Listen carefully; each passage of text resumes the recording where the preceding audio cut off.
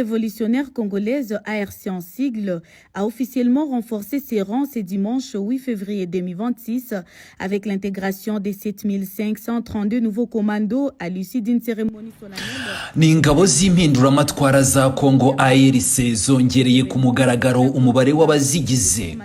Kuri iki cyumweru tariki ya 8 Gashyantare 2026 ni nyuma yo kwakira ku mugaragaro abasirikare bashya 7532 basoje amahugurwa akomeye cyane ya gisirikare.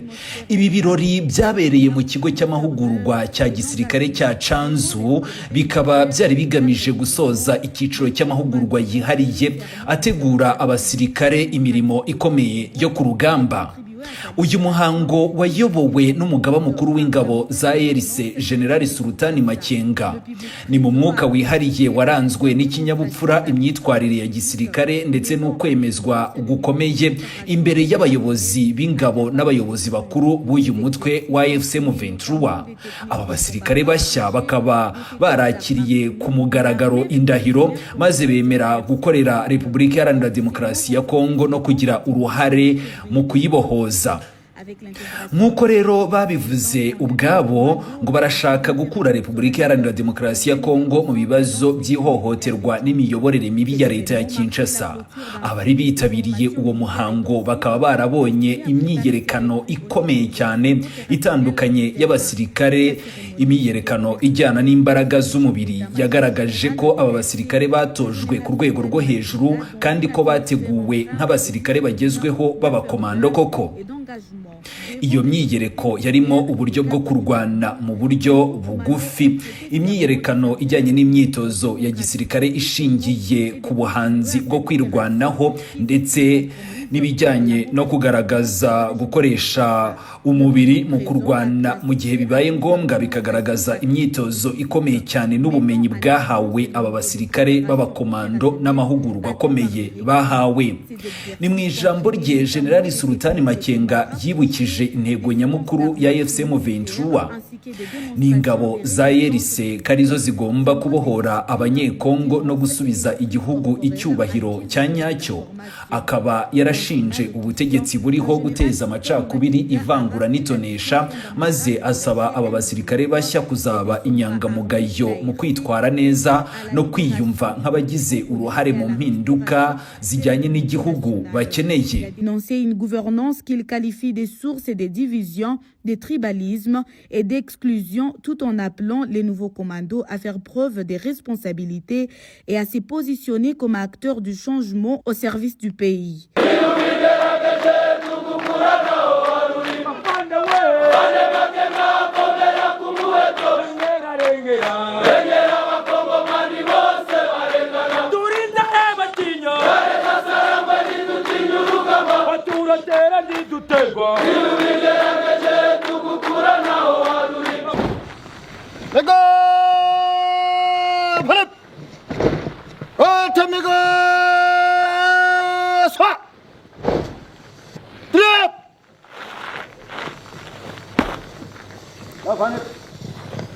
Stop.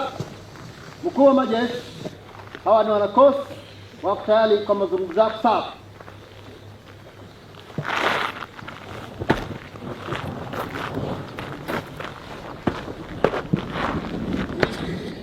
Eko upande. Yule kwa habari yenu.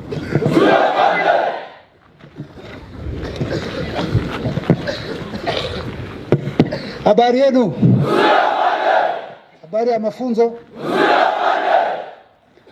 Nimekuja kuelezea kwamba mmepasi mafunzo ambayo mmefanya, mafunzo ya kutosha.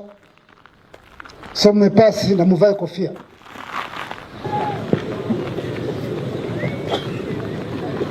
Na sasa mmepasi, kuanzia leo mmekuwa jeshi la ARC, jeshi la ukombozi. Na mnakuwa mnaimba ni jeshi ambalo limesimama kukomboa nchi yetu, kukomboa wananchi. Nchi yetu inaongozwa na wajinga ambao wanakaa Kinshasa, ambao wamekamata nchi ya otage, wameua nchi, kila kitu wamebomoa, wanaua wananchi, government ambayo inaua wananchi wake. Wakongomani wote wamekuwa wakimbizi nje ya nchi, na wengine kwa nchi ni wakimbizi ndani ya nchi. Hiyo government ambayo iko responsible wanafanya vitu ambavyo wanataka vya ujinga peke yake. Wanaua raia, wanabagua raia, wamedestroy kila kitu ambacho chipo. Chama kimesimama na jeshi lake ambayo ni ARC ili kusimamisha hiyo yote ambayo wanafanya ya mabaya. Ndio maana tuko wanipata vizuri, wanipata vizuri. Wenzi wenu wa ARC sehemu wapo wanafanya kazi kubwa sana kwa eneo tofauti. Amepiga adui, nguvu zake zote amezibomoa. Adui ameleta vikundi tofauti, ameleta Warundi, ameleta FDLR, ameleta wazungu ambao ni mercenaires kwa nchi tofauti. Amekamata afutabangi wote, wabandi wote, akawapa silaha, akawaita wazalendo.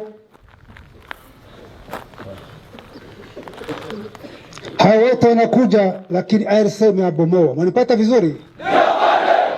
Nguvu za adui zote tumezibomoa, anabaki kwa kinywa peke yake. Sasa nyinyi leo mmepata mafunzo ya kutosha, namna tumeona, mmepata skills. Mwende ikuwe msaada kwa nchi yenu. Mnanipata vizuri?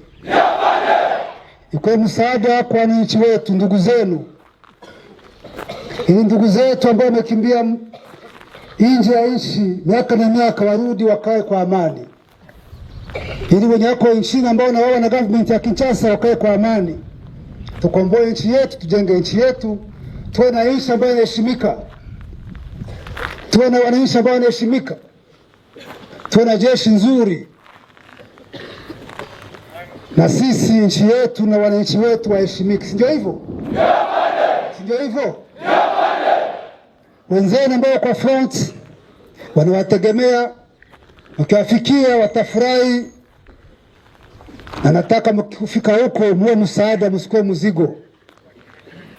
Mwende mkomboe wananchi ambao wameumia muda mrefu.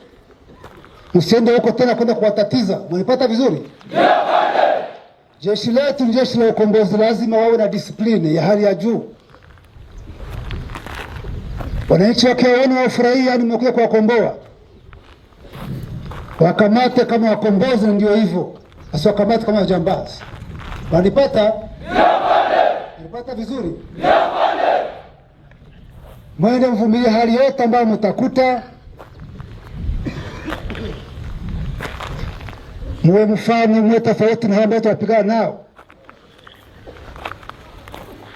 Msaidie na wenzenu huko ambao wako huko. Na tukomboe nchi yetu na tukomboe kwa umani kwa ujumla. Si ndio hivyo? Mko tayari? Mko tayari? Mko tayari kuwa jeshi la ARC? Jeshi la ukombozi? Jeshi ambalo liko tofauti na hii ujinga yote ambayo iko mbele yetu. Mko tayari? Sawa, nawatakia kazi njema na Mungu awabariki. S'exprimant à son tour, le porte-parole militaire de l'ARC, le colonel Willy Ngoma, a souligné que ces commandos naho umuvugizi wa gisirikare wa ARC Colonel Willy Ngoma yavuze ko aba basirikare bashya binjiye mu murongo w'abanyekongo bahisemo kurengera abaturage no gutanga icyizere cya Kongo nshya ishingiye ku butabera, umutekano n'iterambere. La justice, la sécurité et le développement. Nous sommes le dimanche, le 8 février 2026. Nous sommes au centre d'instruction. Uyu munsi ku cyumweru tariki ya 8 Gashyantare 2026 turi hano mu kigo cy'amahugurwa. Umugaba mukuru w'ingabo z'impinduramatwara za Kongo asoje amahugurwa y'ibihumbi by'abasirikare bashya. Aba basirikare bagiye gukorera ARC ya FCM23, bagiye gukorera igihugu cyacu cya Kongo.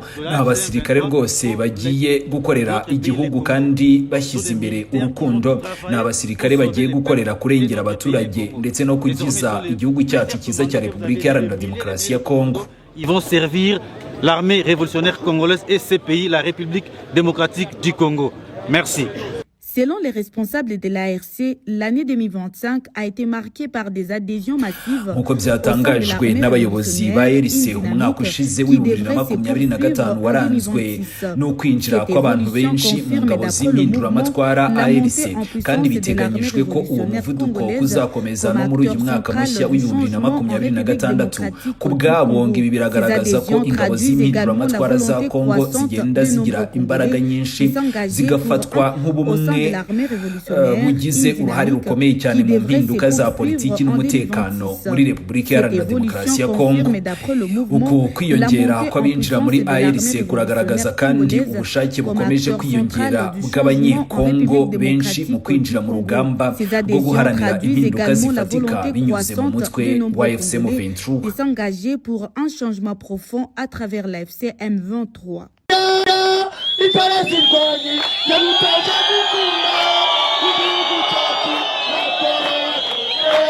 Tuzarurwana abimanga bamenye kufite